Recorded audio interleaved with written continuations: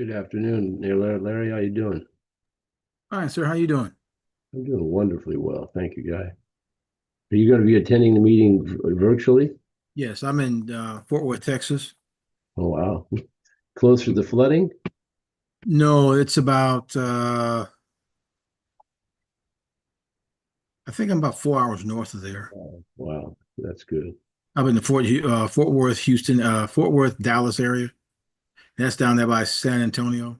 Yeah, my son went to Baylor. Both sons went to Baylor, so I know Baylor from Dallas to San Antonio. I know a little bit about it, but I didn't know where the flooding was exactly. Yeah, it's south of here. So, what gets you to Texas?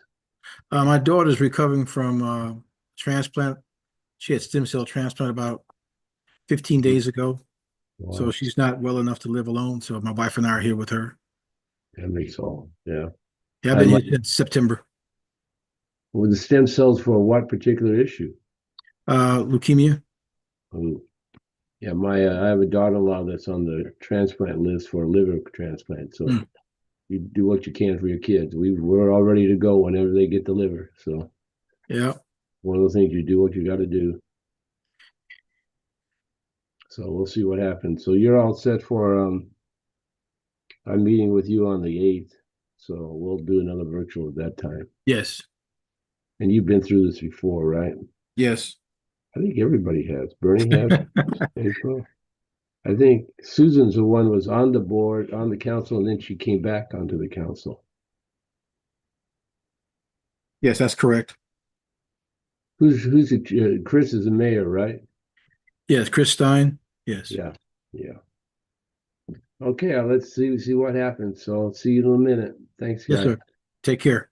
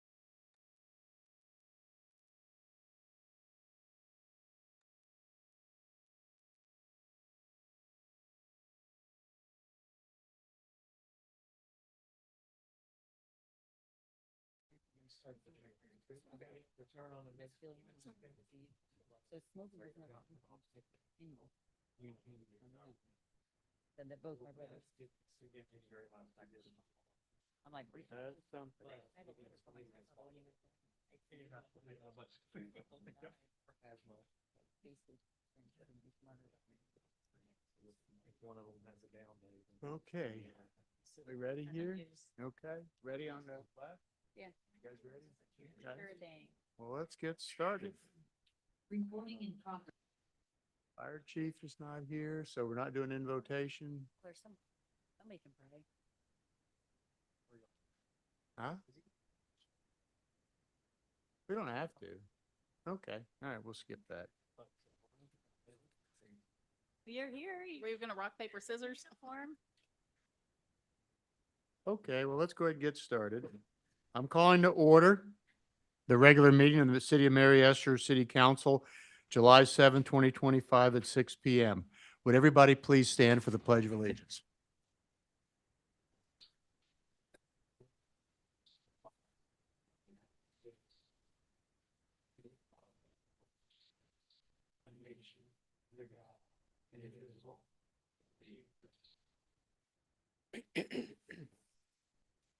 Now would like to ask the city clerk for a roll call of the council. Councilmember Sutton, Here. Councilmember Coxwell, Here. Councilmember Lawson. Here. Mayor Pro Tem Odor. Here. You have a quorum. Thank you. And now, Mr. Carter, one of our council members in Texas, and he didn't want to come tonight, so he's on the computer here.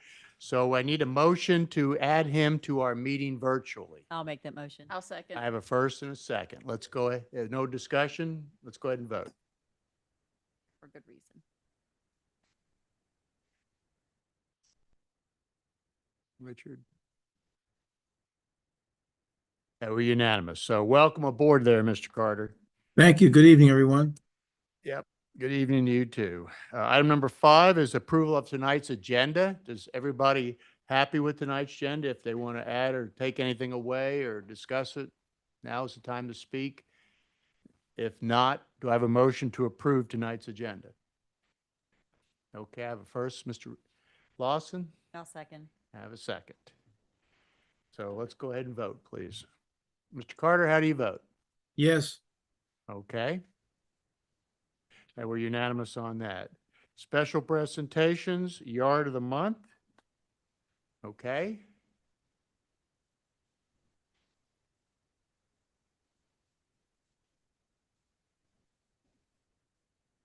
We have 250 Anderson Drive and and then Overstreet, 27 Overstreet. I should know Overstreet. Oh, that's the one with the boat. Oh, okay. Yeah, that's the house on the right is my sister-in-law. Okay. I'm gonna make the motion for 250 Anderson. 250 Anderson. Yeah, that looks nice.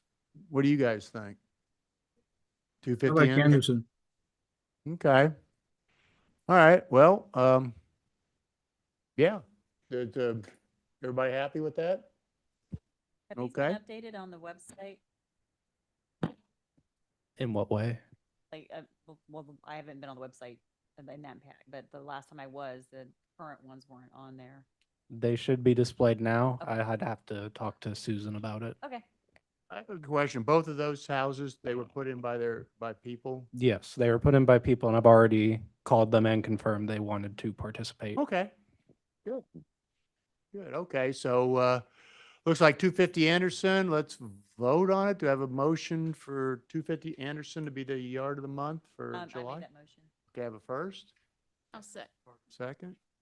Mr. Carter? Yes, on Anderson. Okay. Let's go ahead and, I guess, vote. Let's go ahead and vote. Mr. Carter said yes, and everybody else is yes. Okay. Well, I will switch the sign from where it is now to 250 Anderson. And Dylan, you make the packet and everything? Okay. So we'll do this sometime this week. All right. The next item is the consent agenda, item number 7. Is everybody happy with it? Do you want to discuss any item on it? Or if not, do I have a motion to approve the consent agenda for tonight? I'll make that motion. Okay, I have a first? Second. And I have a second. So let's go ahead. Any discussion? Okay, let's go ahead and vote. Mr. Carter, how do you vote on a consent agenda? Yes, Approval. Okay, thank you. All right, we got unanimous vote on that. Okay, item number 8 is citizens who request to be placed on the agenda. Nobody has come forward with to do that. Number 9 is public comment, non-agenda items. Does anybody wish to speak on, I'm going to finish my sentence, then you can get there, okay? Does anybody wish to speak on a non-agenda item tonight? And you want to do it? Okay, please go to the podium, state your name, address, social security number, and mother's maiden name, if you would. Claude Thomas, 9 Magnolia Drive, Mary Esther. Oh, try it again. Claude Thomas, 9 Magnolia Drive, Mary Esther. What I'd like to do is I'd really like to thank the council. I'd like the city manager and the city of Mary Esther for looking after us in this recent water situation that we had. And I particularly like to bring attention to Council Member Sutton, who called me Snap really quick to let us know about this. I appreciate that it was a very difficult set of circumstances. And I'm really thankful that you looked after our well-being. Okay, thank you. Positive thing. Boy, you want to say something too? Okay, go for it. Wiebke Anderson to Azalea Drive. I just wanted to say that I was thoroughly informed and I enjoyed that. So I was receiving emails, I received text messages, and I received calls. So I never had any doubts that I would know when this is lifted. So thank you. Okay, thank you. My one question for both of you, what are you guys talking about? Huh? The water went off or something? Nobody told me, but okay. It tastes the same, huh? Okay, okay, all right. Got it. Anybody else? Oh, I'm sorry, go ahead. Point of order, though. Go ahead. For you, Mayor. This is an agenda item. It's a number 11.7, the boil water. Oh, okay. Well, thank you. Thank you. You could have done it at 8, where citizens who have. Okay, requested things okay. based So on this the is an agenda item and Mr. Councilman Odor is correct. So you'll just have to wait till then. And then you can say what you said all over again. Okay, I'll remember that. Okay, so we have no public comment. Nobody else wishes to speak? Okay, they didn't count. Yes, ma'am. Please go up to the podium. Yeah, because we have to record all this, so if you don't mind, I hate to say it, but I appreciate it. On the number 8 citizens to replace. Okay. Yeah, That, and I didn't get a chance to get right, because you haven't, did you fill out the paperwork? to be put on the. Okay, so you're actually on number 9 because you can't, you got to fill out paperwork for that. So if you wish to speak, you're welcome to. Please pull the microphone down a little bit, give us your name and address, and then, Okay, Marilyn Ost at 145 Scottsdale Drive in Mary Esther. okay. Okay, and I want to speak on 11.6. Excuse me, Mayor, could you change the view? I can't see who it is. Okay. Ma'am, you can't. Until we get to 11.6. And yeah, wait till 11.6 and then we can open for public comment. You can't, this is for people who want to talk about stuff we're not talking about tonight, just like they did. They made a boo-boo too. It's my fault. But wait until 11.6 and then you can talk. Okay, does anybody wish to talk about something that is not on tonight's agenda? Great, moving on. Unfinished business, we have none. 11 is first of all, it's the city manager evaluation process and instrument. City manager, you wish to speak to that? Yes, Mayor and Council, we have Dr. Hanlon on the call tonight, and he is going to give you a brief review of the process for the evaluation and answer any questions that you have. Okay, great. I, Good evening, Dr. Hammond. good evening. Good evening, Mr. Stein. Appreciate your time. The evaluation process, each of you have been through it. This is an annual process. The process begins with receiving input from each of you regarding your perspectives of Jared's work over the last year. We have a meeting set with each of you to discuss that input. I do with you on August the 8th. I hope you've confirmed.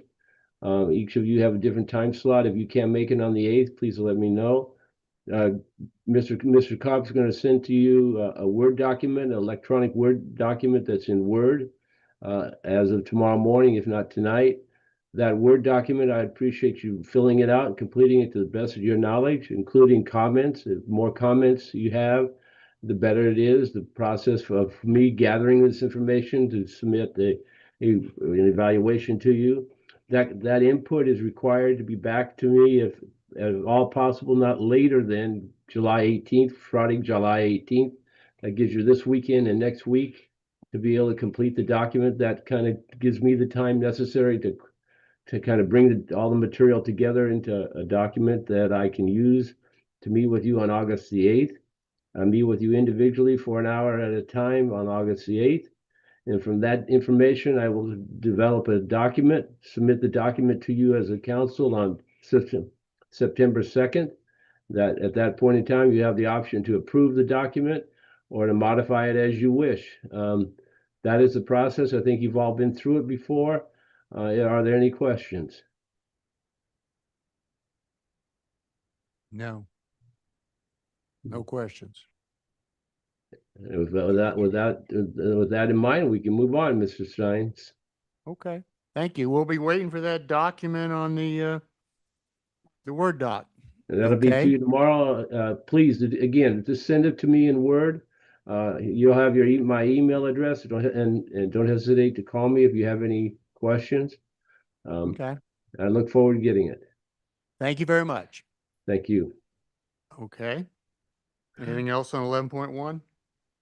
Okay, 11.2 is Resolution 25-07, Citizens of the Year Program.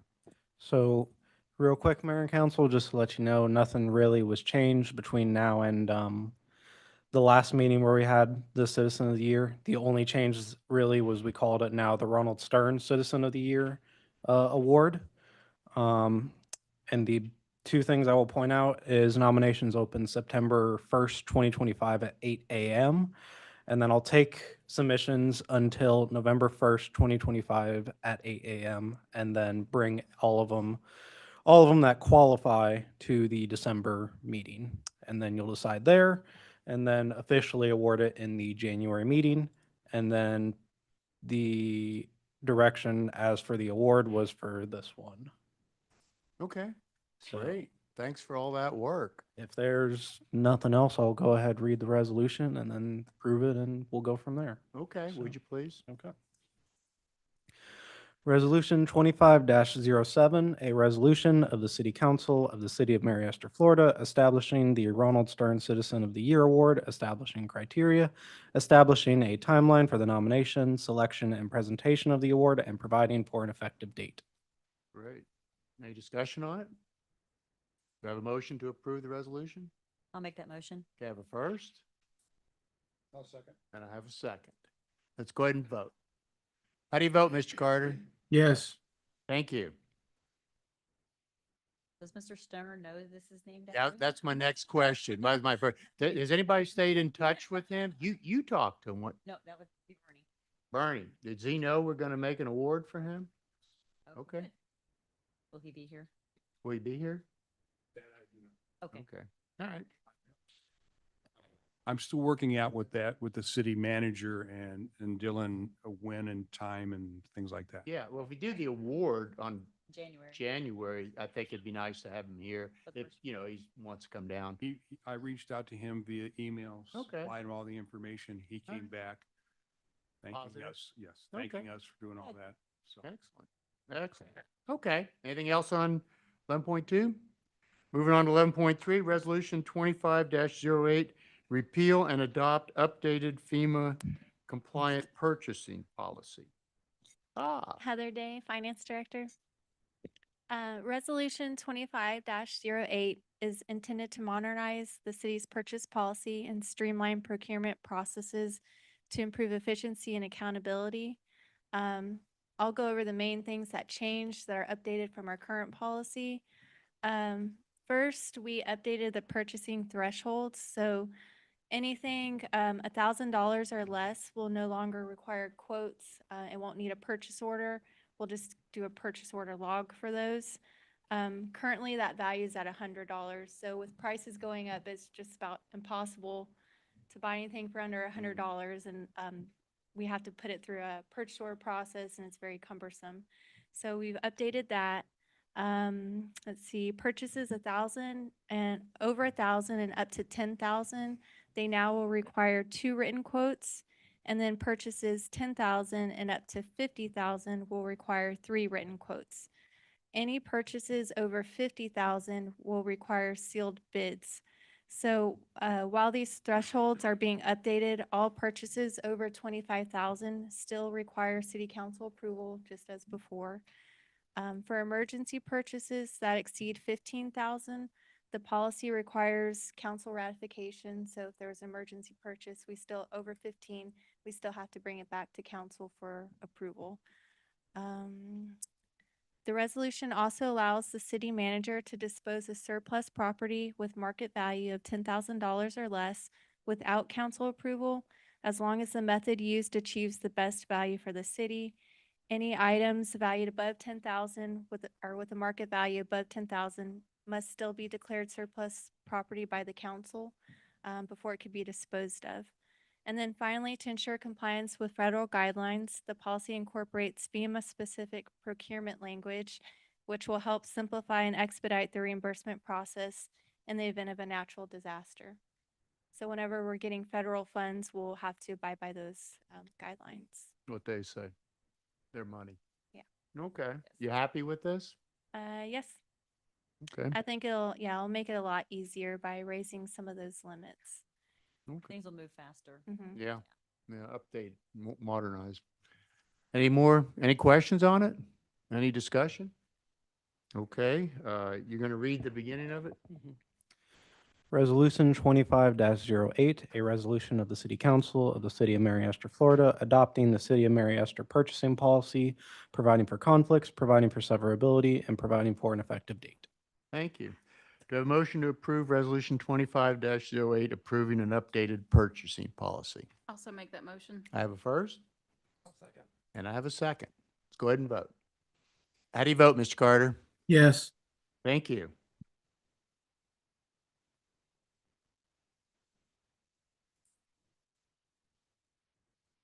And we're unanimous. Great.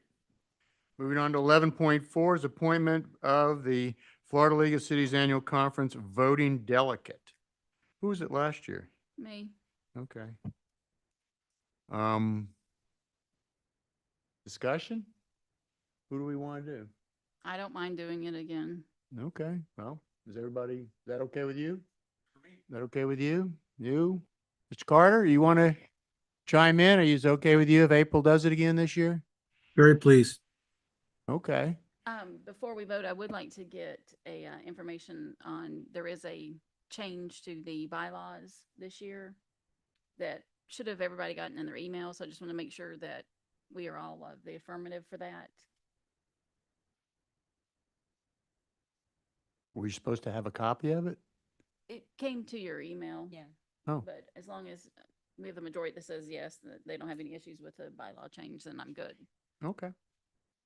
You okay with the bylaws? All right. Okay. Okay, do I have a motion to approve Councilman April Sutton, Councilwoman April Sutton as the City of Mary Esther's 2025 Florida League of Cities Annual Conference voting delegate? I'll make that motion. Okay, I have a first. I'll second. Okay, I have a second. Let's go ahead and vote. Mr. Carter, how do you vote? Yes. Thank you. Okay, it's unanimous. April, congratulations. 11.5 is the Azalea Park progress update. Pull them up. Good evening, Council. I'm Sean Lindsay, Director of Public Works. Tonight, I'm just going to give you a quick presentation. I was hired this October 15th will be 2 years, and I was hired as your first Public Works Director. And so before that, we had a maintenance department, and that department was divided into two divisions with your approval of the positions of Street Superintendent and Park Superintendent, with the Street Superintendent handling streets and stormwater, and the Park Superintendent handling parks and facilities.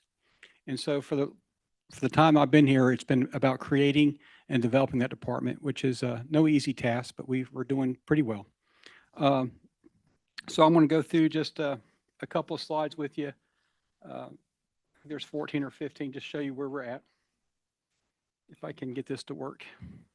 Point it back this direction. Point it here.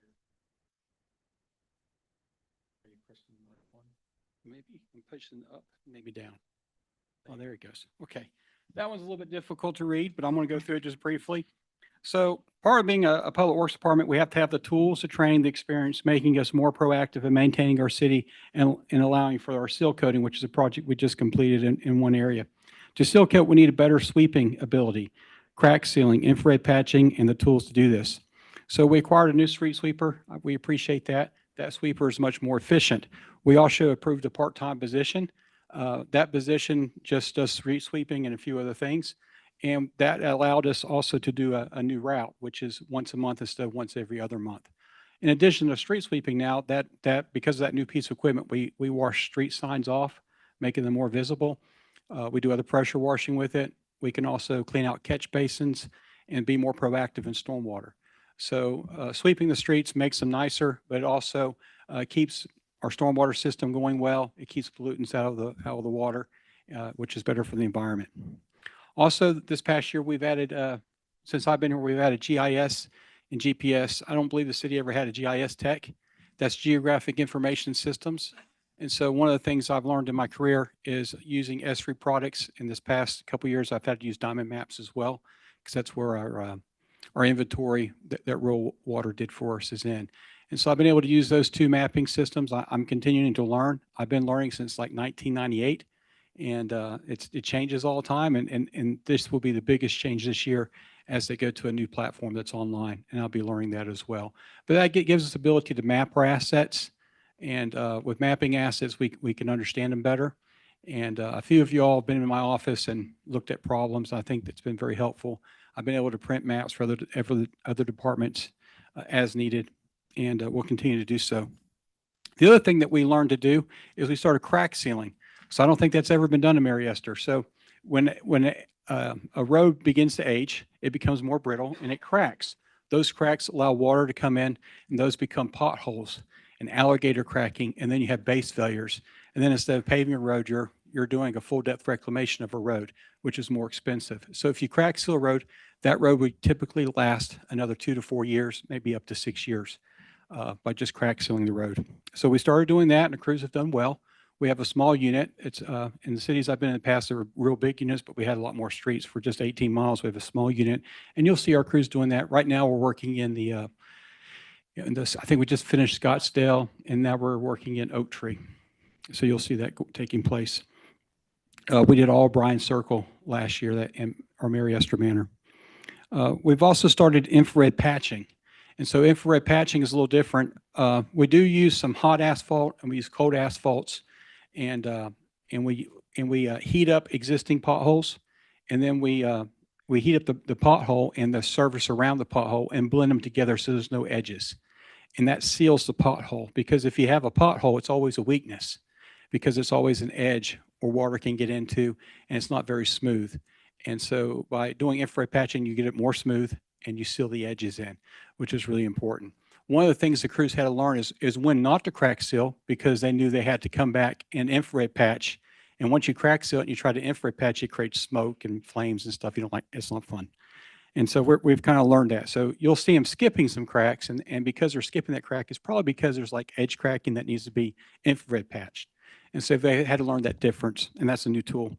The next new tool that I think you're all pretty familiar with is our spray squeegee operation. So a spray squeegee machine, which you all purchased, allows us to put down slurry seals, different types of rejuvenators, and that probably doesn't mean a lot to you, but different applications that improve the road, full width with a spray wand or with a squeegee that puts it down in a thicker area like with sand. And that's what we did this year. We did a product called Liquid Road, which is a really thick slurry seal, about 2 to 3/16 of an inch. It'd been nice if we could have done 2 coats, which would have been like a 1/4 inch thick, but it's almost like a micro pave at that point. The first year I was here, I did a evaluation of all the streets, and all of our streets were kind of about the same condition. And I would give us we use a different score, but I would give us like a C. And in 5 years, we'll be at like an A-, because we'll have every street hopefully slurry sealed or paved in the next 5 years because of these technologies and tools, the new emphasis on streets and also on stormwater. We also purchased a new skid steer, and it's enabled us to do larger pothole patches. Putting it down, instead of one shovel at a time, we can put a bucket down at a time. And so we still can't do like full lane. You really need a paving machine to do that, but we can do much larger patches in-house, which saves us a lot of money. For example, a patch in-house that's like half a lane, let's say, cost an amount of asphalt less than $500. Well, to contract that out could be, closer to $5,000. So that's a savings there. That skid steer, you've probably seen all kinds of different things in stormwater repairs, other things that we use it for across the city. And as we acquire more, more app, more different attachments for it, we'll be able to do more things with it. Oh, I think I hit the wrong one. Sorry. So this is the new street sweeping route. You can see that that's important. Do all this up to slurry sealing. We also have a new jet vacuum. It's mainly used by the sewer and water department for hydro excavating and cleaning out, but we do use it sometimes to clean out catch basins as well. And it's pictured, I think, in the lower right-hand corner. But that's a new thing that we're very proud of. And I just want to show the sweeping routes and also let the public know that, these are published. We stick to these routes. And so if you can move your cars or anything you might have, it really is helpful. We may in the future put down something on your car to let you know that, hey, it's this week every month, same week, to help people remember that, because we know that's tough. But now it's easy to remember. There's a week 1, there's a week 2, there's a week 3, and a week 4. You just got to remember what week you're in. So crack sealing operation begins, expanded roads, life 6 years. I just had a couple of pictures of that. So community, I was really worried about this, but the Community Act actually, I only heard positive things when we started crack sealing. I thought it looks bad or something like that will be coming up, but they saw that that's progress. And I think most people understand that if you don't seal the crack, it makes the road go downhill a lot faster. The teams have become more efficient, and they've also learned what cracks are too wide to fill. If you go and fill them too wide, then that doesn't work either, because the material can't stretch the hole and you'll still have another crack again. Also, cleaning them is very important. So knowing how to clean the cracks is very important. Crews had to learn all this by experience. I can tell them, and I can tell them what I've seen other crews do, but really you have to learn it by on the job training. And traffic control is also important and things like that. And then when you slurry seal a road, it looks really nice, but there's a lot of work goes into it. That work takes a year before you slurry seal. And so you can look at Bryan's Circle right now. You can see some minor imperfections, but overall it looks really good. But that didn't happen just with slurry sealing. It had with crack sealing, infrared patching, good sweeping, herbicide applications, fixing the stormwater problems, and also we put in some sidewalks. All new things that we really haven't done before on a large scale. So just wanted to show you that. There's some infrared patching. The infrared patcher's in the back behind Bryan there. And, it also saves you money because you're not taking up the old asphalt as much. So you're reheating the asphalt. You're putting a rejuvenator back in it. You're adding some new fresh asphalt with it. We have a hot box that they didn't actually use before I got here. And they've learned that in that hot box, if you can keep it overnight, you can heat it up again the next day or 2 days later. So it makes you able to do more quality work, not having to rush to try to get the asphalt out before it gets too cold. So it's been very handy as well. So repairing and construction, new sidewalks, eliminating weeds from the curbs, these are all things that we've added to our operation. We'll begin spraying the weeds probably the next few weeks, and we'll do the whole city again on all the edges. We've doubled the amount of employees that have herbicide licenses, and so that will also come into the parks as well this year. With more herbicide license on that side of things, we'll be spraying more, and it will help with our maintenance. So all those are essential steps in preparing for slurry seals. And there is a spray squeegee operation. You can see some pictures of it in action. So when I started this the first time, like 10 or 15 years ago, I brought the whole department out there because you make a lot of mistakes when you first start out and you need a lot of people. And just like when I did it before in a different city, here I brought everybody out there. We all had to help because you're helping the guy on the machine train. And every time he makes mistakes, it takes 2 or 3 guys that fix that mistake and keep production going and keep traffic going. And so I'm real proud to say after about a week or 2 of doing it, it went from like 6 or 7 guys to a 3-man operation. So that was really good because we got to where we weren't making those mistakes and we're able to put it down more uniformly with less spills. So now I want to take you to Azalea. So Azalea is a work in progress. These are some of the elements that will come to Azalea Park when we're completed. So right now, city crews are cutting and sanding and staining the wood that will become the bridges, the covered shelters for the porch swings, picnic tables, and benches. All the wood pretty much that will be used in Azalea is from bald cypress wood. And so we actually had to order that wood back in the wintertime, and it had to be cut, it had to be kiln dried, and then it was just recently delivered. In fact, I got to pick up 2 more pieces to finish the top handrails on the bridge tomorrow. And those are ones that were cut down from the park originally. Yes, two trees were cut down apart. One we thought was hit by lightning, one was just leaning too far, had to be cut out. And those will probably mainly be used on the picnic tables, but there'll be some other wood from it in other parts of the bridges and other construction, I think. But mainly when you see the picnic table, which will be like a 14-foot big table, That's nice. I'm excited. it'll be really nice. So just real quick on what has been completed on Azalea and what we have left to do. I know that's a little too small to read, so I'm going to go through that real quick with you.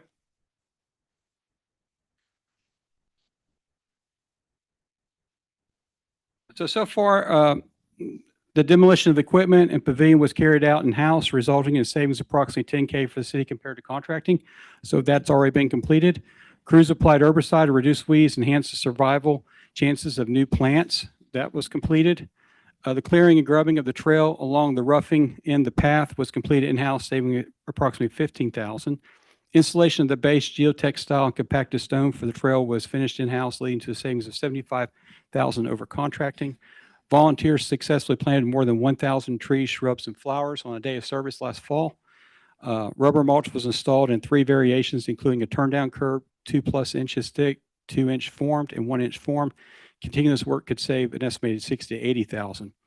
Wood for bridges, kiosks, and covered porch swing have been ordered and received. Material takeoffs, which I did myself off drawings that Tyler provided me, and cut sheets are complete, and crews are approximately 50% finished with the sawing and staining.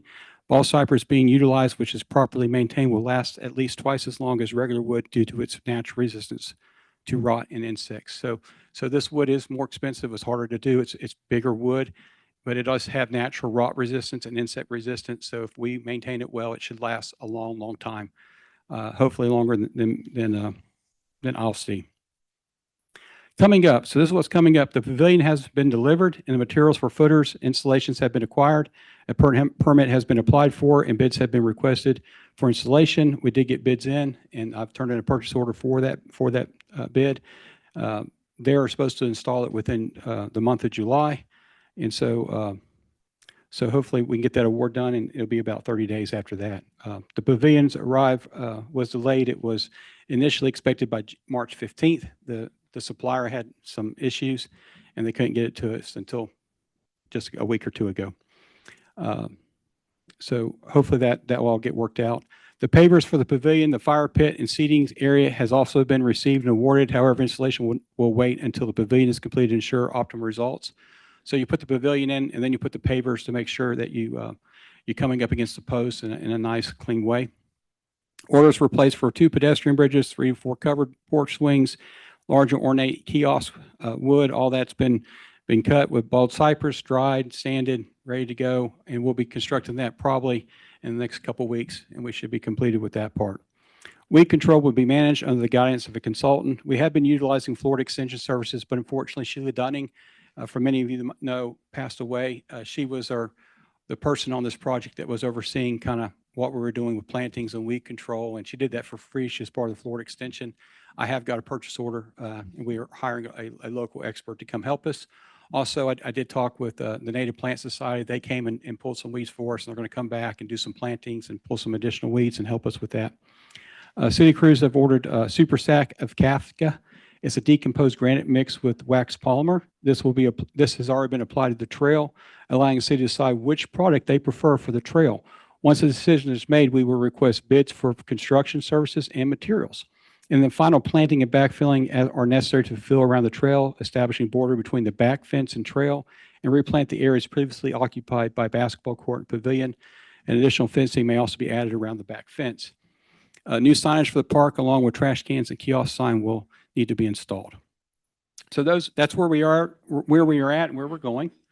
Here's some pictures of it. There's images depicting the clearing and the preparing of the trail, the removal of the recreation equipment, the additional foundation material to elevate it, installation of geotextiles and compaction of 4 to 6 inches of stone.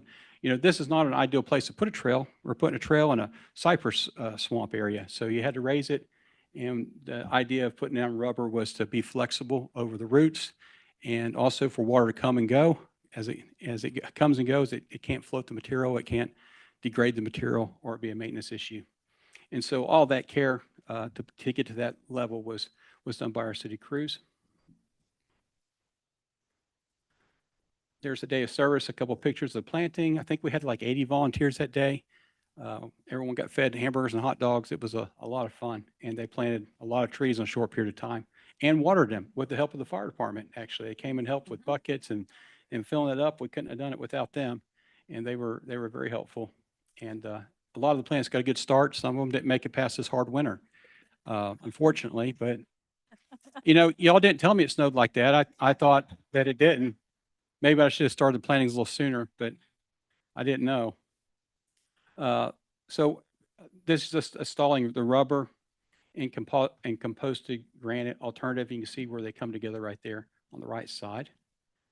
I hope you all been able to see it in the park. Here's an installation picture of the rubber mulch, a couple of different ways of putting it in. And this is a decision that needs to be made on composted granite or rubber trail product. And so you can see like the middle picture is the composted granite, and the right picture is composted granite, and the left picture just wet and drier. I wanted to show you both. It's not pervious, so when water rains on it, it's not going to go through it because it's a wax polymer. That's the difference in that and the rubber. The cost, composted granite with wax polymer, the cost is about $63,810, not including the border. We got a price recently for installation, which is a little under $20,000. So that'd probably be a total of about $83,000 if you like it better. Installed price for kinetic recreational walking trail using 50% beige rubber and 50% small aggregate, and which will make it harder and more consistent, which is one of the complaints we had with the current rubber. It wasn't consistent, and it wasn't. It was kind of really soft. Then people didn't like that as much. But that would cost about $145,800 installed. And it should be a harder surface than we have for the current product. And it's still pervious, it's still flexible, but it's going to be harder. And you can see a picture of it on the right there. And that's with the turn down curb method. Which do you prefer? I prefer the rubber because I think it's going to last longer, and it's going to, like, if it floods, it's not going to be bothered by it. And the roots are going to be more manageable with it because the roots, it'll take a long time for the roots to probably hump it up or something, but then you can cut the rubber and remove the root and put the rubber back and kind of glue it back, so just easier. With the composted granite, it's also a good product, but it's not pervious. So, you know, a lot of water will possibly cause maintenance issues. Roots, as they come up, they'll crack it. You can do the same kind of thing. You can remove part of the composted granite, cut the root, put it back down. You'll probably have to order more because you'll lose a lot during that process. So both of them very nice, though. I mean, I like both of them. But that's all I have. Any questions for me? But staff does recommend a kinetic recreational walking trail type material to be contracted out. And if you approve, which will be an additional fund, we'll move into that, bidding that out. We approving that tonight? Mayor and council, you wouldn't be approving the amount. This would just provide us the direction to go ahead. Which with one the- we prefer? Correct, with the specifications and put it out to bid. You like the more expensive one? I do. I like the more expensive one, but the other one is nice too. I'm fine with either. It's up to you all, what you prefer. Longevity of the two would be is what we're looking at. So if the rubber one has got better longevity, then the cost effectiveness of it. The composted granite, you can look at it, but it's nice. It's used on golf courses all over the country, and but there's only one supplier, and it has to be brought in. And that's not a bad thing. I'm just saying that's why it's as high. If we were closer, like 20,000, that's shipping, I think, or 14,000. I can't remember exactly. Don't quote me on that. But that's a high amount of shipping. But it's nice. I do like it.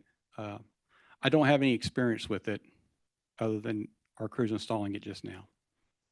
If it was not in a cypress park, I don't think it would be, that concerning. If it was Mayor, in a- could you ask Councilman Coxwell to speak up, please? As if it wasn't in a cypress park, it wouldn't be as concerning. Maybe something that's gonna be flexible and much less maintenance, and I think the rubber is what would suit that park. And this rubber does have 50% rock in it. So it will Right, it'll be give you that firmer, more consistent feel. Ms. Carr, do you have something to add? I'll wait for the city manager weigh on the cost issue. That what it's going to cost us short term, long term is of a concern to me. Most times I'm in favor of buy once, cry once, but looking at the things we got going on with the budget, which can we afford is really my question. Well, and I have a question too, as far as the longevity. Like, I mean, is the granite just a few years shorter, or or is the kinetic like double the longevity? I can't really answer that. I think that, rock lasts a long time too, and that's what the composted granite is. It has a wax polymer with it. And so I don't think it's a matter of how long it will last. It will be here after I'm long gone, but it will require more maintenance throughout the life cycle of it, I think, because it's still a rock product. So if you're going and you're cutting it or digging it out and trying to put it back, it's hard to put it back after you dig it out. And then if it gets washed away it's not easily washed away because the wax polymer binds it together, but it still can. It does have some maintenance, but I don't have any experience with it to know to lead you one way or the other. What type of maintenance are you looking at for the kinetic? Oh, it's a rubber product, so it should last a very, very long time. But you still have to blow it off. You have to edge it, just like any trail as the weeds come in. But it will stay like that for a very, very, very long time. But you will have roots that will push it up, and you'll have to cut it with a saw, and then you have to remove the root if you can, or add more material to the trail, and then you have to glue it back down with additional rubber and polymer. But you can reuse what you've taken up. Yeah, you actually don't remove it. You put a slice, you just slice right through it with the Sawzall. So it just comes up, and then you remove the root and you put it right back down to the same edges, and then you add a polymer to it. And then I like to throw a little bit of rubber on top to do that. Kind of seal With it. the granite, that's not something that we would just, like, if we had to replace a section due to root and infiltrating, then we'd have to order that, correct? Yes, you would. Okay. And what is the budget for this? Where are we at now already sitting? What have we spent? What, is there any left? Are we going above? This would require a budget adjustment for the amount that is mentioned, the 145. For that full 800. amount? Because, yeah, we did not budget to construct it ourselves. So that's the biggest piece to this. But then we go back to what we've saved by doing a lot of in-house. We have, but you originally started the budget around 300,000. And then with us doing so much in-house, that cut that pretty much in half to 160. Right? But if we do this, it's probably going to bring it back to the original amount. But it's still within the budget we had allotted. Well, that budget went away, so you'd have to re-allot it. You know, Is anywhere else in the county or nearing communities that has this product that we could find out how their experience has been? I've used the rubber plenty of places. I didn't I don't know anyone that used the the composted granite, but I did see pictures of lots of golf courses that had used it. And I think it's maybe not been around as long, but I don't have a problem with it either. I think they both look really good. The county is, updating and redoing a lot of parks in our area. What are they using for paths currently? I've not seen any paths other than in the county that I've walked, and I do walk a lot of trails other than just natural trails, rock trails, asphalt trails, and concrete ones. I've not seen rubber or composted granite on any trails that I know about in the county. and then, but we're going back again this is a cypress park.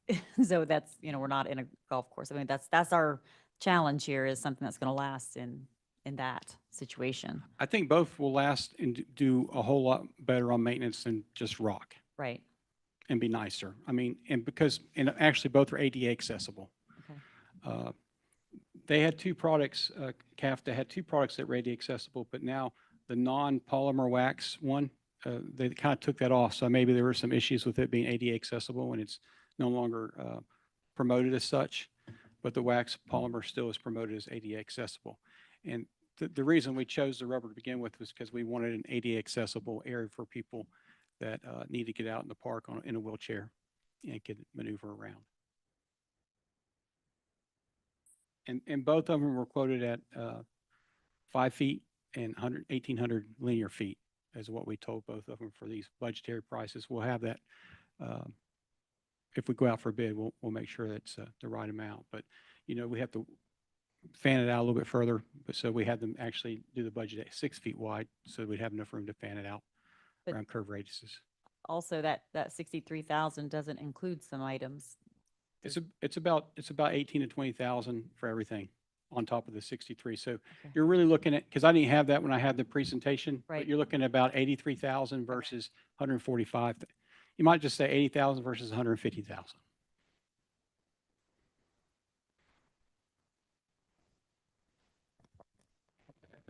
My only concern is, again, budget-wise, when it comes time to this, whether Heather can work magic and somehow come up with an extra 80 or $150,000. Sir, can you speak up, please? Yes, sir. I said, I'm interested to see how Heather can come up with the extra 80 to $150,000 when it comes time. I like the rubber personally. I think that's the way to go. If it'll last longer, which I think it will. I use it in my own yard some places. So yes, it's lasted a very long time and also it doesn't wash away and everything else. Also, it's friendly for my pet. I got a dog and walk on it and it doesn't hurt his feet and stuff like that. So yeah, I personally like that. But again, my biggest number one concern is the budget. So I don't like to go too dark or too much into reserves if we have to. So I can speak briefly to the budget issue, which we do have pretty healthy reserves that we've built up. So I think it's a matter of which projects do we feel are priorities as we move forward. The maintenance is really more what I sort of pay attention to because that is a cost that we're going to have year after year.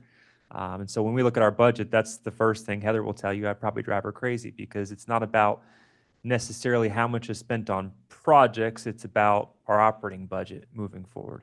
And so, yes, we do have the funding for this, and Sean kind of alluded to this, but I think part of the challenge here was that we originally budgeted basically this amount and then tried to do some of it in-house, and it found that we probably would have been better if we had just contracted it out. And so I don't think we're not necessarily going over what we originally planned to spend on this project. It's just that we kind of reset expectations. And so I think that's how we've gotten to this point. The one thing I'll add to what Sean said is we've got several engineers on retainer, and so we will check with them as well to make sure there's not anything that's being missed in the installation of either product. Yeah, I mean, I like the kinetic walkway better and for the longevity, and I just want to make sure that going forward, as far as maintenance costs and maintaining, that it's feasible for our city. So you're saying we do have the money for the more expensive one or not? Yes, sir, you do.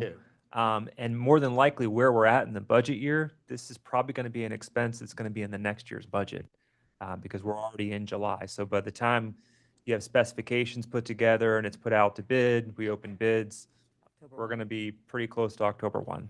If you go with Kinetic, they won't be able to do it before fall. Yeah. They've already told me that. If you did the Kafka, it may be done before fall. So those are the two timelines. Both of them were recommended by our barge designs as suitable alternatives to Azalea Park. Okay. The best they can find, because we asked that question. We said, what is a better trail material? What can we do? And they said rubber's probably your best. Second best is Kafta. All right. Thank you, Sean. Okay, any more discussion? Well, do we have a motion? I guess we're leaning toward the rubber. We have a motion to approve the rubber path? I'll make that motion. Okay, I have a first I'll second. and I have a second. Any other discussion? Let's go ahead and vote. Mr. Carter, how do you vote on the rubber? Yes. Thank you.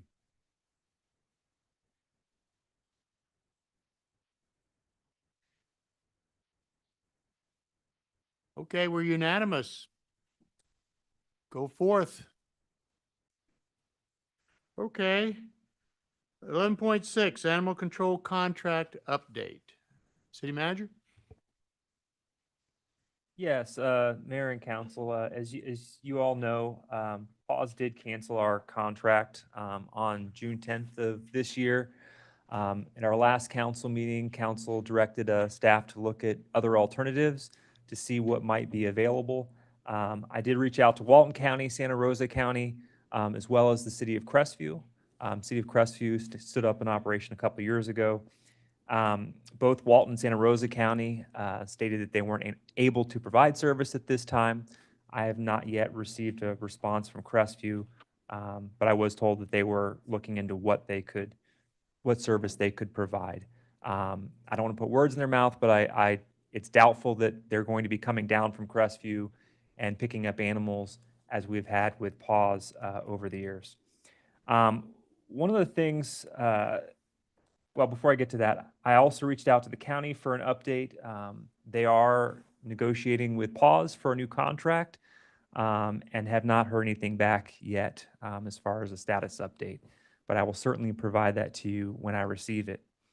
One of the things that I do want to clarify, though, because I think it's very important, is that from the time that I went and spoke with Paws back in February, the one and only concern that I had with this contract was that there was a commitment to charge the City of Mary Esther the same rate as they charge the other municipalities and the county for the same service. That has been the position all along. So when the discussion comes up about cost, I'm in no way saying that cost isn't a factor, but the consideration has been, let's start with, can we charge the City of Mary Esther the same rate as Okaloosa County? That has been the position all along. So I just wanted to make sure that was clear, because I certainly understand that it costs money to run this type of an operation. I have been over this type of operation in the past. It's expensive. There's a lot of liability to it, training, equipment. However, if Okaloosa County is going to receive a rate of $5.50 per person, we would request the same rate, especially because we are a mile from the facility, so we're very close as well. So at this point, I don't have necessarily anything new to bring you as far as a new contract. I did submit a question back to Paws about the contract and whether or not this contract was still on the table, and have not received a response yet. We're just Discussion? in holding pattern then. Yeah, we're still. I was gonna say, so then what's, there's nothing to discuss as far as the contract until they come back to us. Correct. So I mean, this would be a question for the city attorney. I mean, if the council liked this contract and you wanted to move forward with it, as you know, there is a 90-day provision to provide notice to terminate the contract. But at this time, I don't have a confirmation that this contract is still available. But from our conversation we had at the last council meeting, I wanted to make sure that I did provide all of you as well as the public with an update. When you said contract available, you're talking the one with the higher rate than the county? Correct, the $6.50 per person. Okay. City manager, do we have a contract in place right now? No. No, sir. So if there's a pause situation, what do we do? We don't currently have service, so the only thing would be is if there is an emergency like any other threat to public safety, you would call 911 like you do for any other service. But I also don't want to give the wrong impression that Okaloosa County Sheriff's Office is not set up to take animal calls. So the staff, have- I'm go sorry. ahead, ma'am. I have a question for our city attorney, Mr. Dykes. As on our taxes, we pay for this service already in our property taxes. So they're asking the municipalities to pay in addition to each municipality to pay extra on top of the stuff that is already paid in the county taxes. Is that correct? So what I'll say is this double taxation issue has come up in years past. Here, Fort Walton Beach, I think every city has brought this up. And that's why a lot of cities have approached the county about, why can't you just do the contract? The way it's been explained to me over the years is the county has theirs and they pay for that. They don't take and use any funds. When we've asked for financials on that, we've not received that in the past. Like I said, this is kind of same song, same dance type of deal when it comes to pause and renegotiating the contract. So as far as that being a quick or easy fix, that's not going to be one. Right, I mean, the sheriff's department is a countywide thing, and we pay for enhanced services with the sheriff's department, which is an extra fee for our citizens. But I'm not seeing the extra service we're getting or enhanced services with pause for the contract. I mean, I don't think anyone has an issue paying for the service. I think all we're asking for is a contract that's fair and equitable amongst all the municipalities and the county. Yeah, and I know the city, larger cities have tried to renegotiate this, to have a little more bargaining power, like the county. They have a lot more individuals. These animals, they don't know, if they're at large, they don't know anything about boundaries. They're not going to stay in Fort Walton Beach and not come into Mary Esther or vice versa. So, I mean, it's just an unfortunate thing. There's not really any other vendors out there to solicit. I mean, the Mary Esther, went out and solicited to try to see if there was anyone in the past. This was a few years back, and there were none. I mean, I don't Right, even but know. that's the problem we have with a private company offering services to government entities that I've yet to see their books as to where their money's going, but yet our books are very much open to where our money goes in the city. And I'm a little concerned about the contract and the fact that we're not hearing back from PAWS, nor is there a rep here from PAWS to negotiate with this contract. I mean, I'm not sure why they're asking our citizens to pay extra. Do we have, why is our city special? Why do we need to pay extra for this service? Are we getting extra benefits for our citizens and these animals? I got a question that kind of piggybacks her, just a math question. The county pays $550 per person. Is that excluding the city's population, or do they pay per person in the entire county the $550? My understanding is they exclude the This- population out of Niceville, Mary Esther, Fort Walton. So they only pay $550. Their contract is for unincorporated county. Correct. Yes, sir. That's my So understanding. it really isn't double taxation, because then we pick up for our citizens, whether it be 650 or 550, whatever, we have to pay for our citizens, but Well- it's not double taxation, because the county isn't paying out of our taxes Yeah. 550. Well, I think the argument They is. are. It's out of the general fund. Yeah, I think it comes out of, the argument is Yes. you Yeah, pay that's- taxes as county, Right. and that goes into Well, one big okay, pot, you look at that. and then All right, out of okay, I that see pot, your point. the money comes But the out. county's getting a good, they're taking the 550 that I would pay in my county taxes and buying something else. They're not giving it to PAWS, because they expect me, being a Mary Esther resident, that my Mary Esther taxes pay for PAWS. Is that correct? Again, I don't know the Okay. financials. All right. I think Okay. the idea would Forget it. be if there was a 550 and then, hey, everybody in Mary Esther had to pay an extra 250, above that for some reason. I'm just curious if Yeah. they pay for us, the county. No, I believe, my understanding don't. is Our the way population is PAWS removed. and the county, they remove all the When they write the incorporated check. municipalities. Okay, Those populations aren't factored in. okay. That answers my question. Thank you. Mayor, if I No, go ahead. So everyone understands, the Paws is a nonprofit organization. It is not a company per se. It's a nonprofit. It's a 501c3. I sit on 4 different 501c3s and 1 C19 boards. get to play by different rules and different laws.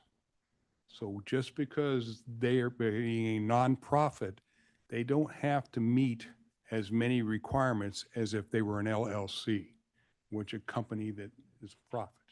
So there's different things that they are allowed to do and can get away with that unfortunately we have to live with. My only question, for the city manager, would it help if one of us, i.e. the mayor, would go see Paul's and try to get her to come talk with us? I mean, I'm dumbfounded that she won't at least come talk to us. I mean, I don't, Councilman Roder, I don't have an answer for that. What I do know is that they've been negotiating with the county, who has the largest contract with PAWS. And so, our hope and goal and push from the beginning has been that if the county can negotiate a contract with PAWS, that essentially the rest of the municipalities could basically piggyback off of that contract. And so that's what we are still hoping to see, but my understanding is they have not come to an agreement yet. I have a question for Hayward. But If they're a nonprofit, I thought nonprofits were open to public scrutiny. Couldn't we request to see their books? Yeah, you could. And if they were a vendor of the city or any local government, then, they would have some public records requirements. There's also statutory requirements for any shelters, for animal records on animals that especially if it's a kill shelter, they have to keep records of animals that they've, euthanized and things like that. They have to keep records of animals that they've brought in. There's bad dog statutes that they have to follow. So yeah, there are pretty strict guidelines on record keeping and those requirements. And I know that has been one of the problems that some council members may remember. There was one citizen, I don't know that she was with Mary Esther, but she would oftentimes go to Fort Walton Beach, Mary Esther, and several of the other cities and request records to show which animals had came in, which had been euthanized, and essentially was trying to, for lack of a better term, hold Paul's feet to the fire when it came to records keeping. That's died down a pretty good bit. But yeah, to answer your question, the short answer is yes, there are strict record keeping requirements, and you could get those records, especially if we have a contract with all our vendors. There's usually a language in our contract regarding public records. So the city would have access to those records so we could see what was being done and not done. So you as the city could look at, are we getting the best bang for our money and services? But also the citizens would have the same right to come in and ask for records. They could see the contract, they could ask for reports. There's monthly reports that have to be filed. We can make that part of any contract as well.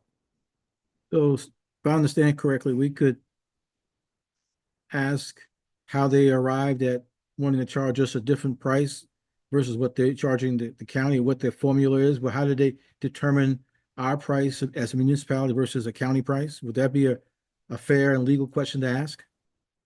I mean, you could ask it. I don't know if they'll give you an answer. I'm sure Jared's probably asked them, why the number is different for us. And I think it's different for a lot of the cities. I don't know what the rhyme or reason for that is. And I don't know that it'd be satisfactory if you did hear it. They could just say, hey, we decided for XYZ reason that you're going to just be charged $2 more per person. Could be based on past services, the amount of services that were provided to a city. I know I spoke to Jared, and I think that might have been some of their argument as well. So there's no room for collaboration, I take it? I think that's what Jared said he's been trying to do, is trying to find some sort of way of communicating with them for a path forward, so we don't have this gap in services. Just hasn't been fruitful. So we basically have nothing in place other than for emergency services looking to the county for help. That is correct. Yeah, I think in the past, which I was not an advocate of, when Dana was here, they were taking animals, people were bringing them up to City Hall at one point, and they were trying to have staff deal with it. And I was, luckily, you know, knock on wood, there were no issues, but I mean, it was not an ideal situation. What I don't understand is Paul's is within a few miles of Mary Esther. And they still don't have to go very far. But if they're going to the county and these other cities, they're having to spend a lot more money. So why are we paying more? We're trying to find that out. Who have you talked to? The president of PAWS, the The director. secretary general? I mean, who's in charge of PAWS that you've been The communicating? executive director, which just like with the city, you know, if the city council wants us to negotiate a contract with Fort Walton or some other entity, it would be the executive director, or in my case, the city manager that would do that. So again, we're back to a standstill. We just wait and see if this is still active. And I think our best chance is frankly the county being an advocate Right. to extend their rates to the cities. So we're waiting on the county's contract and then we'll, So go ahead. I would like to propose that we just have the city manager continue trying to work with the county. And then once they lock in their contract, then work with the executive director to lock in a contract for the city. Does that make sense, Jared? Yes, sir, I would say that's a pretty reasonable approach. It's just an update, so we're not directing anybody to do anything. It's just the information. Is the council done talking? Yes. I mean, Ma'am, I know you've been waiting diligently, so appreciate it. Okay. My name is Marilyn Ost. Pull the mic in. I'm sorry. My name is Marilyn Ost. I live at 145 Scottsdale Drive. And I'm just quite, after hearing you talk about all this, it's pretty disgusting that the director won't come down here and talk to everybody and try and negotiate with the people. I spoke to Mr. Oder, and he said that we're supposed to have a 90-day notification of a cancellation. And she just went ahead and canceled this on June the 10th and didn't give us any notification prior to that. So can we not do something legally about her doing that? Hayward. Yeah, I mean, like any contract, you could sue them or go through that or threaten lawsuit. It's usually not very cost effective to do that, to make them, hey, you didn't give us a 90-day notice. By the time we get to court, things like that. So I think it's one of those where you got to look at the cost benefit analysis. If it was something where we had paid them money and they had to return money and didn't do it, then I think that would be a different animal. We would probably be going to court to make sure they paid us back any money. But this was one where we paid them based on services that they showed that they performed, and they weren't performing any services, so they weren't getting paid anything. So if an animal is hit on Highway 98, we can't bring it to pause. I mean, you can try, but I don't think they would accept it. Not under any contract with the city. That's horrible. I cannot believe that she has not been willing to negotiate and work with for the good of the animals. We'll see. Thank you. Just to let you know, if someone does hit a bear or something, FWC would step in at that point. It's not a solution, but at least it's, if a large, animal like a wolf or a bear or something, Coyote or alligator. Yeah. I hope Alligator, yeah, we could skip the alligator. Yeah. FWC would come pick that up. but not your kitty cat. No. Yeah, but not domestic. So unless you have a domestic alligator, FWC would come step in. Domestic alligator. All right, so All right, any more that's it. discussion on this? Anybody wish to say anything on 11.6? Okay, there's our update. We're gonna wait. 11.7, oil notice, water notice, debriefing and update. Yes, so Mayor and Council provide you here an update in the staff report, more or less an overview of what occurred. So I think as we all know, on the 17th, about 4:30, staff received notification that there was a broken water main near 325 Miracle Strip Parkway. That was caused by a fire hydrant that was struck. Jacobs came out and was doing repairs at that time. Jacobs is our water and sewer contractor. By about 8:30, staff was notified that there was going to be a broader shutdown of the system. And so we then proceeded with starting to get information out for the boil water notice, which we did. I think it's been pretty well documented. We had some challenges with the communications at the beginning. Yes, we got the communications out by Facebook, the website, website notifications. However, our primary notification system did not work. And so we had staff come in to try to troubleshoot that system. We eventually went to Okaloosa County. So they do have a system. So this is kind of also a pitch, but Alert Okaloosa, you can sign up to get those notifications on your cell phone. It is an opt-in system, so it does rely on people registering. But we were able to use that to get the information out to quite a few folks at about midnight. And then we did send notifications to all the local media outlets, both here in Okaloosa County and also Pensacola, Mobile. The day after, we did send these out through our notification system, which has over 1,900 contacts. And so I think after that, it seemed like we had pretty good communication with our utility customers. Since then, we have added another system to be able to send out notifications. We have tested it, and those did go out. So we do have a secondary system, as well as still Alert Okaloosa. We can still use that as well. We are looking at some other opportunities to be able to, for utility customers, for example, to be able to update their contact information through the payment system online, as well as the potential of a mobile app. So we're definitely looking at some other opportunities because, yes, it was not a perfect, we were not perfect. We want to make sure that we use this as an opportunity to improve where we can. As far as the cost of the incident, so we did, and we have to, I will definitely want to thank our code compliance officer who did a lot of work to find the individual. And he was able to identify the person that hit the fire hydrant, who then admitted fault. It was all documented. We have contacted the insurance company, and to this point, they have stated that they will cover the claim. Beyond that, I would like to turn it over to Jacobs, who I think can speak a little bit more to the repairs, as well as maybe some things in the future that we can do to improve the resilience of the system. Ernie Nolan. I am currently the senior PM in the Panhandle. I run the Crestview wastewater treatment plant, but I've had 3 tours of duty here in Mary Esther starting back in '07 when I was the construction foreman for the Plant 3 upgrade at the wastewater plant. I was a meter reader here and then ops supervisor more recently, which was about 6-7 years ago. So it was my decision to cut everyone's water off. And that's just based off of what I saw at the site.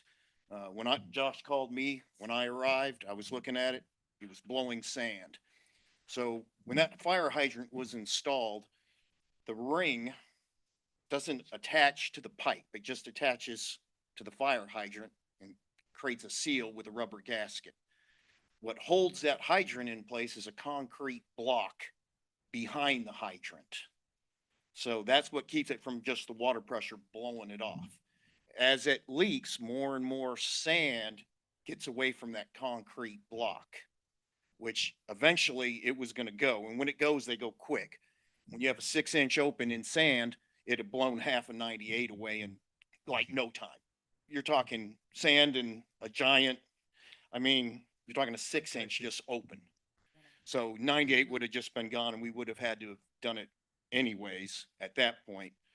But it was mostly a timing thing. Like I said, when I got on site, I saw it and it confirmed it later because about 3 in the morning, I handed Josh up the concrete block that was holding it. And I literally just did that and handed it up to him. So, and then a little background on some of those hydrants that I wanted to go over too. You're asking why was there no shutoff valve? And I asked that same thing, I don't know, this is 10 years ago, to the people that were here. Why aren't there shut-off valves on these hydrants? Good question. That is a really good question. And that goes, what we were always told, and it's been confirmed. In fact, Mr. Cox, I was sitting in his, where he was your neighbor. Yes. I was sitting in his, where he did his lawnmowers, fixing them one day, hanging out, and he confirmed part of the story. He remembers when all those hydrants got bulldozered over by the contractors. And so for the rest of you, what happened was when they widened 98, the city was told to move fire hydrants because they would have been in the way of the eastbound lanes. And for some reason, timing, money, I wasn't there, don't know. The city did not move those hydrants. So the contractors got to a point where they're like, well, we got our permits. They went through with a dozer, knocked them all down. So that, of course, created friction with the city, as you would imagine. The city had to go put them back up. And for some reason, the city put them 12 inches off the roadway, all those hydrants. And that was to, of course, create chaos for the contractors. You have a hydrant 12 inches off your road you're trying to create. So, and Mayor, I mean, you were probably here, you've correct me if any, oh, yeah, correct me if any of this isn't correct. No, it's very correct, yeah. So, there was a little friction, so the city put the hydrants 12 inches off the roadway, which just puts them, for all our late night drivers out there on 98 is just, it's right there. All it takes is 2 seconds and boom. But, of course, when the city did that, the contractors got mad because they're having to go around. There's probably about 15 hydrants up and down the road. They had to go around all these. So what they did is pave over all the valves to get the city back. So that's why we can't isolate, and that's the main line that runs length of the city under the eastbound lane of 98. So that's why we can't really isolate it well. Of course, Jacobs, CH2M Hill, I guess it was OMI when we started. We've only been involved with the city since 2003, so we don't have a lot of records on some of the changes that were made, especially with that main line. We have maps that show some of it, so some of it we're working on, we can isolate. Some of it, it's a work in progress. But that's the background on why we can't isolate that line, is simply because everything got paved over, and then it's been paved over probably several times since then. And because we don't actually know the location. I know we were out there trying to GPR them using the ground penetrating radar, and there's so much under 98. I guess hurricanes wash the road away. There's pavement under there, debris and everything else. It's really hard to kind of find stuff under there. But that's the background on why I made the decision to isolate all 3 of our water towers. We isolated all 3 of the water towers so that water would still be there. And then we opened up the hydrant downstream, right in front of, what's that apartment complex? Yeah, right in front of Cedars. We opened that one and another one to drain the system. Once we drain the system, DEP requires, once we go under 20 PSI, it has to be a boil water notice. That's just standard DEP. So that's the background on how it all happened. I was there till about 5, and then Josh, of course, took over and did all the testing the next day and everything else to get it back online. But it was a slow process.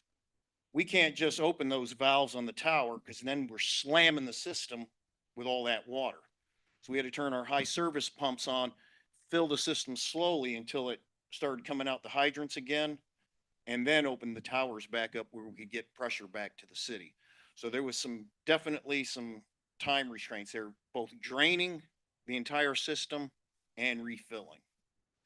So does anyone have any questions? The new hydrant has a shut-off valve now? The new hydrant not only has a shut-off valve, we moved it, it's about 8 foot off the roadway now.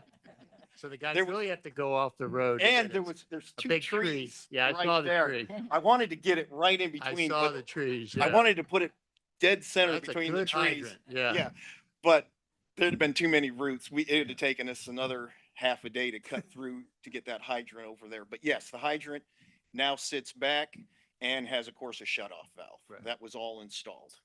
And how many hydrants do you not have shut off? All the rest of them? So I know I've done 3. 3. I've done 3 hydrants. I don't know how many still do not have shut-off valves. That would be. A lot.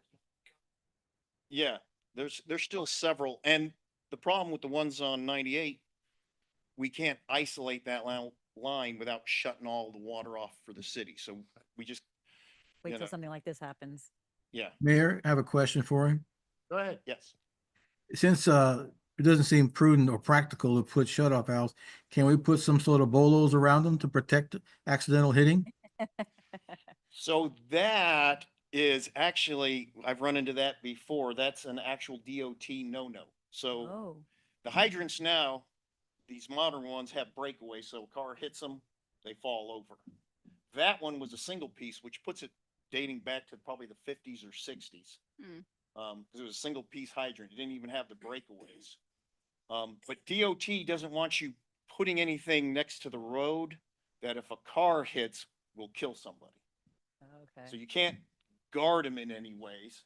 The safest thing to do is exactly what we did, move it off the road as far back as we can. Oh, okay.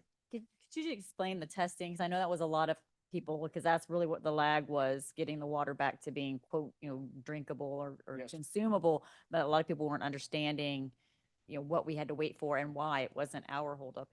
This was standard. We had to do it. Oh, absolutely. So what Josh had to do, he had to go, DEP requires us to pull so many samples in so many locations when something like this happens. Then they have to go to the lab. That's a 24-hour test to come back. The initial time they came back, one of them did come back hot. Yeah, so one of them did come back hot, so we had to retest. That's another 24 hours in the lab to process it before we had the results. But it's just one of them things where we flush it through, Right. get the chlorine back in the system where it'll, you won't have those back T samples coming back bad. Yeah. So it was just, and it's all just DEP requirements. I mean, they say, this many samples, they have to go, Right. if one of them's hot, you got to take them right back. When you say hot, does that mean like full of bacteria or what? Yes, so Okay. with those back T samples, there'll be, the way they do it is there'll be microorganisms that pop up that normally shouldn't just be in the water. They're in there because of other things, so, Well, the exposure and the Yeah. pipe, yeah, just alone. yeah. Okay. So I would just like to commend Jacobs. Absolutely. I know that the month of June in particular was a rough month for our city and our citizens. But prior to even this incident, on numerous nights, I saw them in holes, with buckets actually digging out water. So I'd like to commend all of Jacobs for going above and beyond and really trying to make our city the best that it can be as far as of water. And like I said, it was a trying month of June, and thank you very much for the hard work that was obviously put into it. Very much. Appreciate it. What, the new water line that we're gonna get on the south side, is it gonna fix all these problems? That is a good question. I know they're gonna do the 2-inch. Is the 6-inch involved in that azalea? Or not the azalea, the South 98? That would be it is? That'd be a Sean. John? Okay. question. Sean Lindsay, Public Works Director. So the idea that Scott, our engineer, explained to me is that it will be combined into one pipe and it will be bigger. And I don't know if it's a 6 or 8. I can't remember the size, but it's one pipe that will go along But it won't 98. be under Highway No, 98. it won't be under Highway 98. We'll have to get easements from everyone to Right. do that. And you gotta Yeah. move the hydrants back then? Yeah, the hydrants will be moved back on those easements, even the one they just So moved. we have a solution. Maybe it'll be in the right spot. Everything I'm else just will be. curious if we're friends with the state now, we can move the hydrants. Yeah, But we still fight. but yeah, it will be Okay. one, but this won't solve the problem on the other side of 98. It just, from Andalusia west, not the east side. So just Just the remember south. Baby steps. We're Baby- taking as the baby state- steps. yeah. Baby steps. So did you guys, To start, especially for the 2-inch that's on the south side of 98. In fact, your neighbor, Mr. Cox, I talked to him about that. He remembers when it was put in right before the war. Yes. Yeah. World War One. Yes. I never asked him which Yeah. one that thing was installed, Yes. but that's what he told me. He knew the guy that put it in. Oh, I believe that. So, So just so that folks understand too, so our Public Works Director, Sean Lindsay, applied for a grant of, I think the original request was 7 million, and we received half of that. So essentially what we're doing is replacing about half of the water line on the south side of 98 through town. So it is a pretty big project. Will be a huge improvement to our existing system. Well, and just so the public knows too, that just putting shut-off valves is quite an expensive enduring. Yeah, it requires a lot of money, and we will eventually get there, but patience is definitely appreciated. mm, You gotta go. You have to speak in the microphone. Yeah. He's like, that's not my part. Wiebke Anderson to Azalea, just interested how high the ballpark is for insurance claim in an incident like this. It would be hard to even give a good ballpark at this point. So we have a number of expenses that are very clear and easy. So like our notifications, that's an expense. So every day we sent out notifications was an expense. We are adding up staff time that went towards this project, as well as Jacob's, their time that went to the project. And so we have a lot of those expenses that we are still in the process of adding up.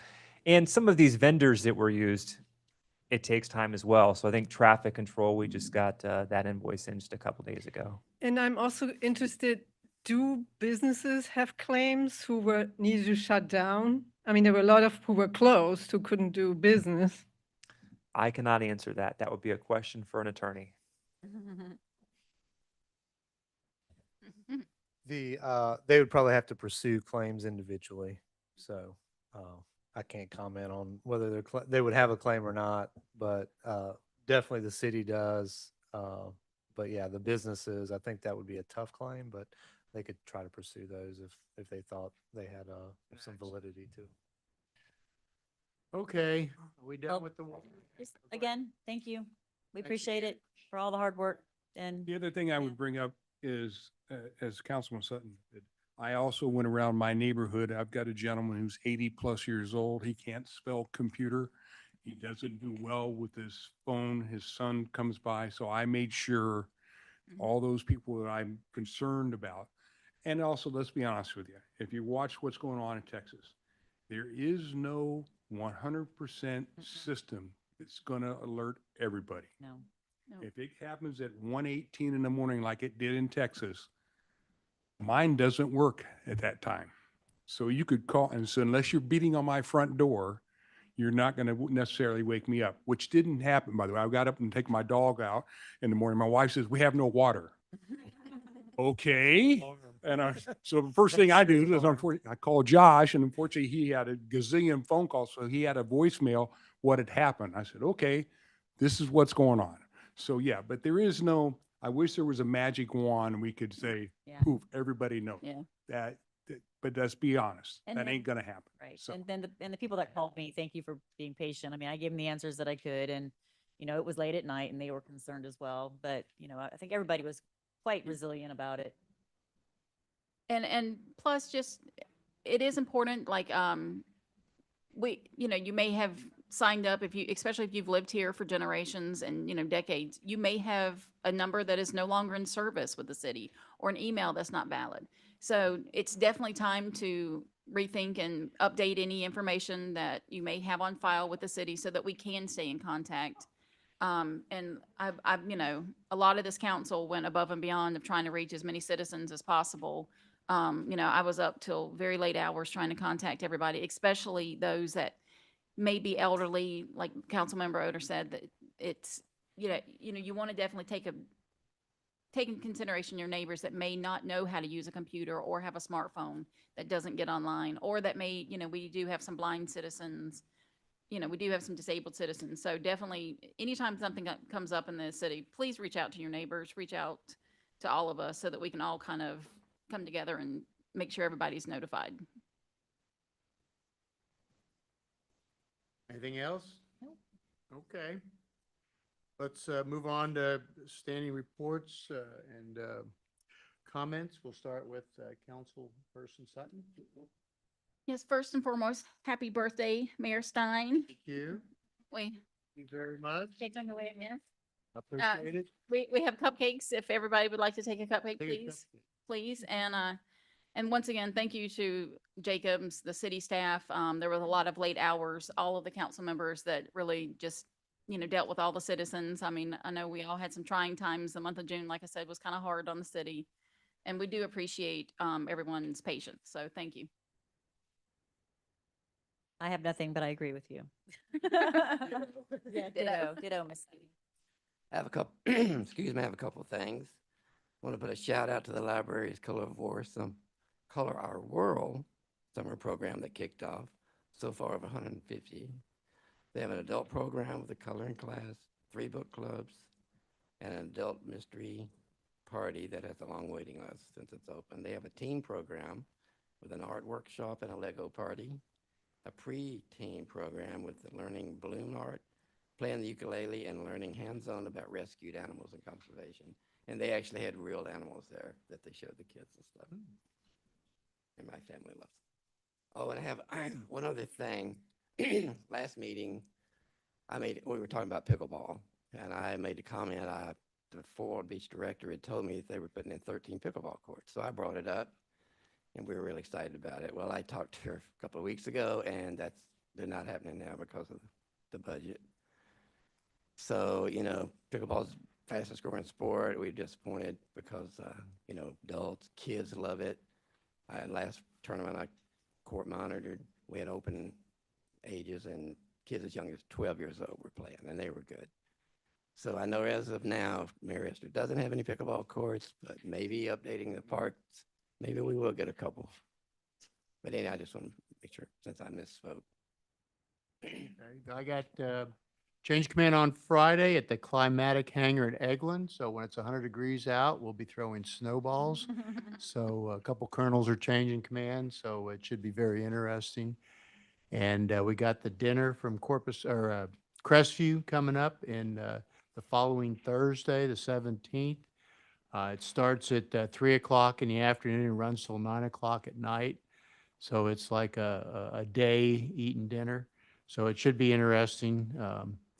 And I don't know who's going on that. I know April and I are going. And I believe you it starts going? at 4, but we have to leave about 3. Yeah, you leave at 3, Yeah. get there at 4. There's a We'll get home about Hawaiian 10. hour. Yeah, we get home like midnight. Yeah, all sorts of stuff.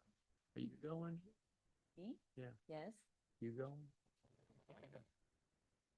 Bernie? Okay, so most of us will be going. It's a Hawaiian theme, right? It is. Okay. Yeah, Hawaiian shirt.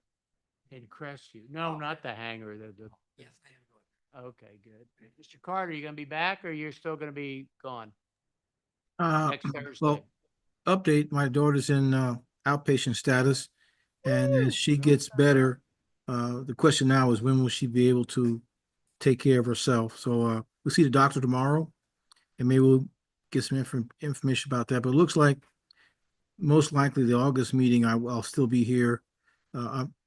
Look, right now, tentatively mid to late August, we will be coming back, but it's all depending on how soon she can be left to be by herself, because she can't drive for 100 days, but that's not the big issues. But when can she be left alone? So thank you for your prayerful support during this period of time. I wouldn't know how I've done it without you guys. I really appreciate it. Take your time. Thank you. Also, Mayor, would you consider a letter of appreciation to our city employees for their Herculean efforts during this situation with the fire hydrant, and a special letter to Jacobs? I think it'd be nice for them to have something in their hands to show that not only that we have words, but they may have a memento that showing that what they did for the city during that tumultuous time, I think would be appropriate.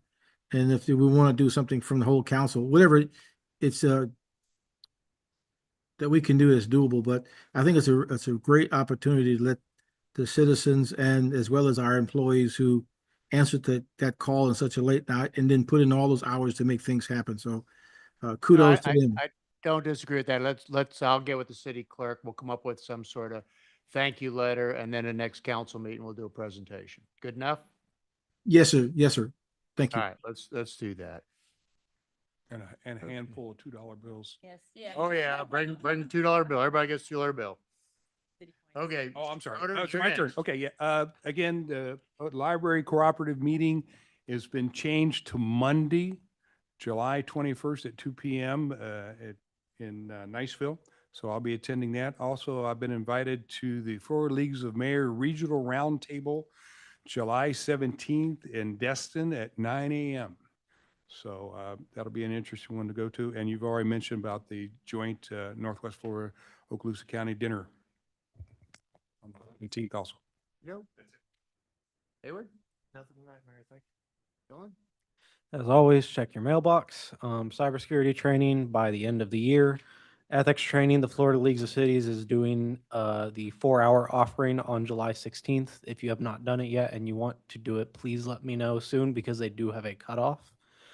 And then finally, I will be out next week for my Florida Association of City Clerks Miami conference. So I will be gone Sunday through Friday. I'm going to take the Friday extra off because I will be driving 9 to 10 hours bare minimum on Sunday and Thursday. So that's all I got. Okay. City manager? Yes, so Mayor and Council, this past year we've done pretty well when it comes to grants and appropriations. So we've received almost $5 million in grants and appropriations. Last week we were notified that we are receiving a $1 million appropriation for our wastewater force main project to send our wastewater to Okaloosa County plant. And so that was great news, as well as $250,000 for stormwater improvements just north of the Scottsdale neighborhood. So it backs up to Hurlburt Field, and so we've got some stormwater improvements there. So want to thank our Representative Pat Maney as well as Senator Jay Trumbull because these certainly will help the city of Mary Esther over the next years to come. These are huge projects, and so we're looking forward to moving them forward. Okay. That's all. I have one thing for Jacobs. Could you submit a list to Dylan of the people or whoever, one of you two, of who was involved with the program? So we can put like a little thank you letter from the city with their name on, and we'll do a little presentation. So maybe they could come if they want, or we could mail it to them. Either way, and we'll do a little like Mr. Carter was talking about to show appreciation. I would sure appreciate that. Thank you. Anything else from anybody? Okay, we're adjourned. Yeah, my cut. Go get it.